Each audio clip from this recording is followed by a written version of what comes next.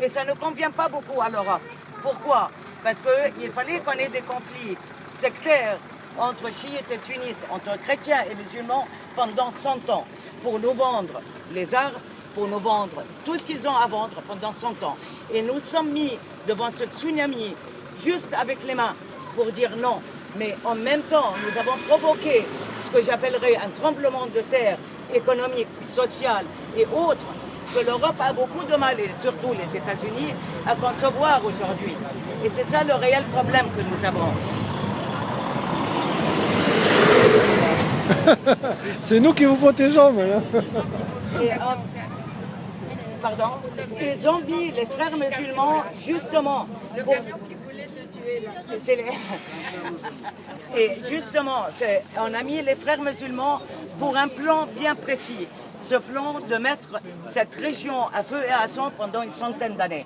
Et nous, les Égyptiens, comme beaucoup d'autres peuples arabes, parce qu'il faut le dire, comme la Tunisie, comme d'autres peuples arabes, nous voulons nous libérer.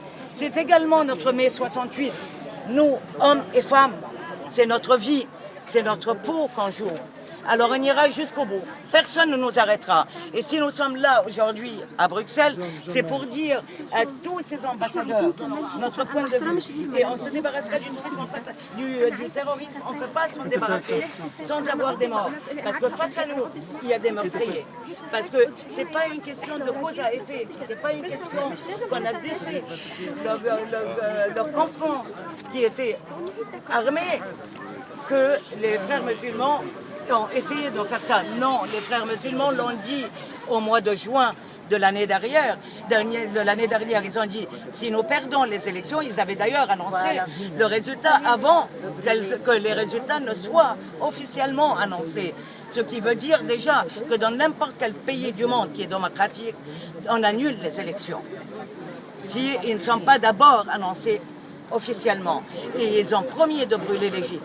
Donc ce n'est pas une question de cause à effet, comme l'Europe et comme la presse essayent de le dire, c'est une question qui sont comme ça. Et puis il faut revenir à 1952, où les frères musulmans ont brûlé le Caire. C'est exactement ce qu'ils ont fait et c'est ce qu'ils continuent à faire. Alors ce système-là, nous ne l'accepterons pas. Que ça convienne à l'Europe, tant mieux. Que ça ne leur convient pas et aux États-Unis, eh bien tant pis. Nous irons jusqu'au bout. Nous allons seconder notre armée qui a protégé notre révolution, qui a surtout, c'est pas une question de bain de sang. Parce que qu'on parle beaucoup de bain de sang, mais non, ça aurait été un massacre total. Total. Alors, quand on a 20 millions de personnes dans les rues, nous avons des policiers qui sont là, nous sommes peu de monde, et déjà c'est difficilement contrôlable.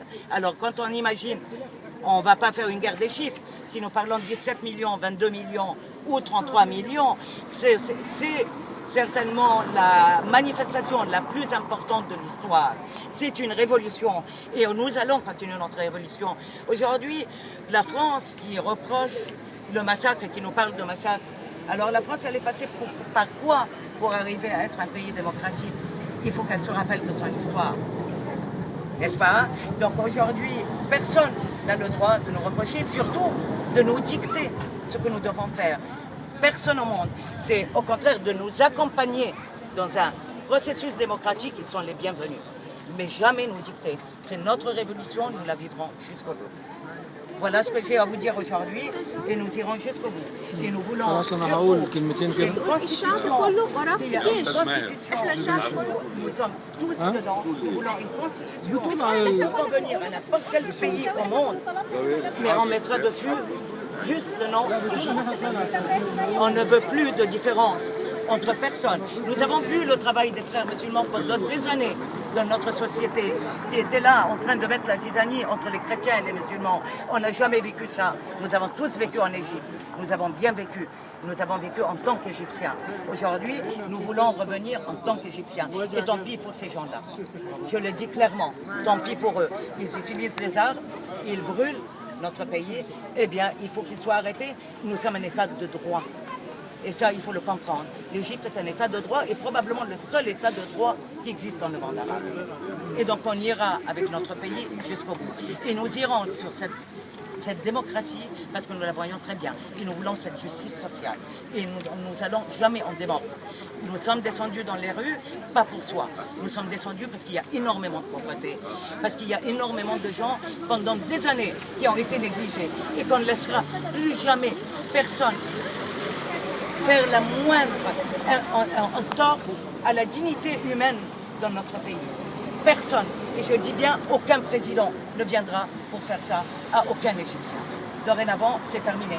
Nous avons fait une révolution, nous avons soigné des gens extrêmement qui ont été brûlés. Moi, j'ai soigné des gens qui ont été brûlés, qui n'avaient plus de yeux, qui n'avaient plus rien. Donc, je sais le prix que nous avons payé. Aujourd'hui, le prix qui a été payé, on va continuer. Si nous devons tous payer le prix, eh ben on le payera.